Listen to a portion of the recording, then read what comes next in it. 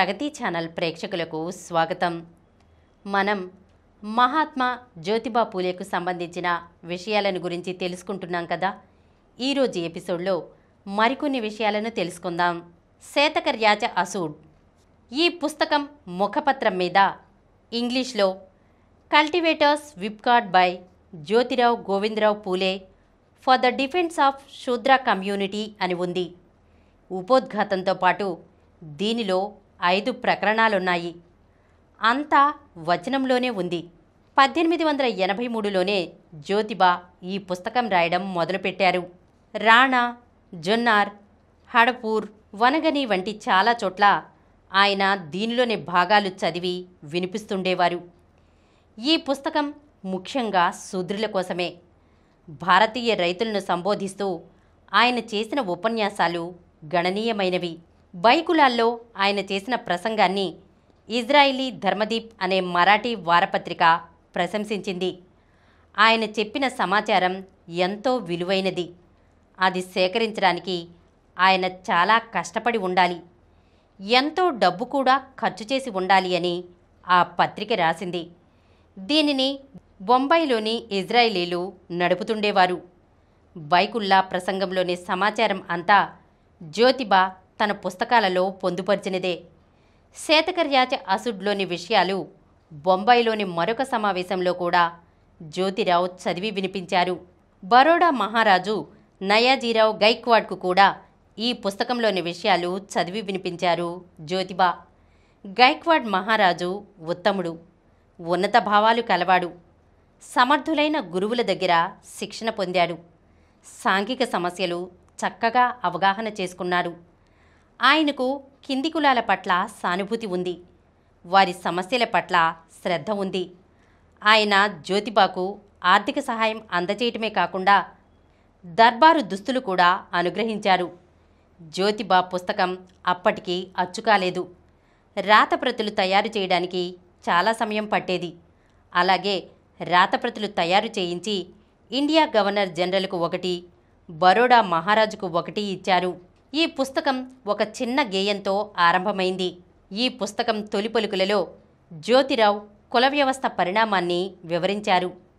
ఆయన ఉద్దేశంలో ఇప్పటి మాలీలు, కున్సీలు, బంగర్లు, యాదవులు, వెనుకబడిన ఇతర వర్గాల వారు అంతా ఒకప్పుడు ధనవంతులే, భూవస్తి ఉన్నవారే.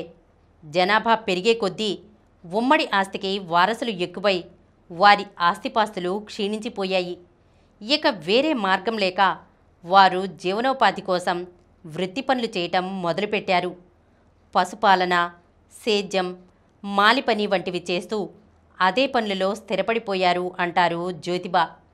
వీరంతా మొదట ఒకే కులానికి చెందినవారు. వీరు కలిసి భోజనాలు చేస్తారు, కానీ వివాహ సంబంధాలు పెట్టుకోలేదు. దేశంలో భూస్వాములు, జాగీర్దార్లు చాలామంది చదువురాని వారు. మంచి కానీ చెడు కానీ బ్రాహ్మణులు చెప్పినదే వేదం వారికి. ఈ విధంగా బ్రాహ్మణులపై ఆధారపడి చాలామంది రాజులు, జాగీర్దార్లు నాశనమయ్యారు. వారి పతనానికి అవిద్య, నైతిక విలువలు పాటించకపోవటం, రాజకీయ అవగాహన లేకపోవటం, సామాజిక వ్యవస్థను గురించి ఎన్నడూ ఆలోచించకపోవటం కారణాలు. శూద్రవంశీయులైన ఈ రాజులు, జాగీర్దార్లు బ్రాహ్మణులకు అపరిమితంగా దానాలు, బహుమతులు ఇచ్చి తమను గొప్పగా పొగిడించుకునేవారు. ఎప్పుడూ వారినే తమ చుట్టూ చేర్చుకునేవారు. బ్రాహ్మణులు ఆ చనువు ఉపయోగించుకుని తమ వారినే అన్ని అధికార పదవుల్లోనూ నిలుపుకొని పెత్తనం చెలాయిస్తూ వచ్చారు. శూద్రుల రాజులైన తమ జాతికి వారు చేసిన ఉపకారం ఏమీ లేదనే చెప్పాలి. భోగలాలసులైన ఈ రాజులు ఎందుకో పనికిరారనే జ్యోతిరావు తన పుస్తకంలో రాశారు.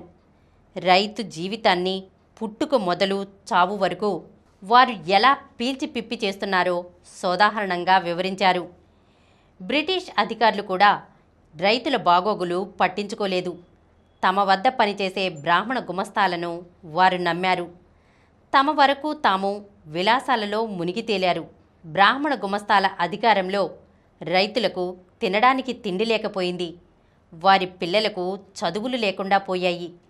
ప్రభుత్వ అధికారులకు దండిగా జీతాలు, పెన్షన్లు, ఇతర సౌకర్యాలు లభించాయి. ఇది అప్పటి ప్రభుత్వం. బ్రాహ్మణుల ఈ దోపిడీని అరికెట్టేవారు లేకపోయారు. ప్రాచీన కాలంలో బౌద్ధమతం వీటిని బహిర్గతం చేసింది. శంకరాచార్యులు టర్క్స్ని మరాఠా జాతిలోకి ఆహ్వానించారు. వారి చేత బౌద్ధాన్ని సర్వనాశనం చేయించారు. మద్యం, గోమాంస భక్షణ వదిలిపెట్టాలని చెప్పింది కూడా ఆయనే. మరాఠా రాజులు బ్రాహ్మణ పోషణ, విద్యా పోషణ విస్తృతంగా చేశారు. విద్యా కేంద్రాల పోషణకు నిధులిచ్చారు.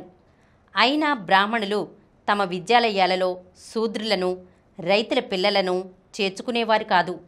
రాజ్యాధికారం, న్యాయ వ్యవస్థ అంతా బ్రాహ్మణుల చేతిలోనే ఉండేది. ఇదేమని ఎవరూ అడిగేవారు కాదు. రైతుల అర్జీలు, పత్రాలు, సాక్ష్యాధారాలు అన్నీ అణిచివేస్తుండేవారు. ఎవరు ఎక్కువ లంచం ఇస్తే న్యాయం అటే మొగ్గేది. రైతుల దారిద్ర్యానికి కారణాలు అనేకమని జ్యోతిరావు అనుభవం మీద రాశారు. పేష్వాల కాలంలోనూ అంతకు ముందు మరాఠాలు చాలామంది సైన్యంలో ఉండేవారు. ఉద్యోగ సమస్య అంత తీవ్రంగా ఉండేది కాదు. ప్రతి సంస్థానానికి సైన్యం ఉండేది. బ్రిటిష్ పాలన వచ్చాక స్థానిక సైనికుల అవసరం తగ్గింది. సైనికులు ఇళ్లకు తిరిగి వచ్చి వ్యవసాయంలో పడ్డారు. జనాభా పెరిగే కొద్దీ ఆస్తి తగ్గుతూ వచ్చింది.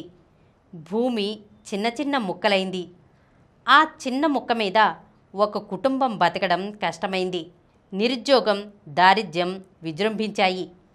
పశువుల మేతకు కూడా గడ్డి దొరకలేదు. గ్రామాల చుట్టూరా ఉండే పచ్చిక బీళ్లన్నీ అటవీశాఖ వారు స్వాధీనపరుచుకున్నారు. రైతులకు భూమి లేకుండా పోయింది.